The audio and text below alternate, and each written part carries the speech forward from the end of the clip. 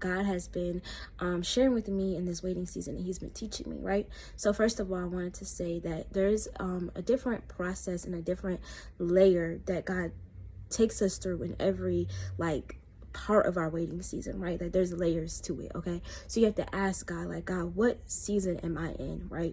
What phase of my waiting season am I in? Because at one point for me, it looked like physical rest. Like I was literally sleeping because God was like, listen, you've been doing too much. You have not been getting rest. So I need you to go to sleep, okay? So that's what it looked like. It looked like me healing, me telling God, like, God, this is what I've been through. God, this is what I want to let go of. God, this is what still has a hold on me. It looked like me crying sometimes. It looked like me just sitting sometimes, right? And then other times it looked like me being in God's presence, like literally just me and God reading my Bible, not really being on YouTube, not really listening to too much stuff, not really being around a lot of people, but just solitude with God, okay? But those are all waiting seasons. It was just different parts of my waiting season, because every season and every part of our waiting season has a purpose. So you have to ask God, like, God, what are you trying to get to me and get through me in this part of my waiting season?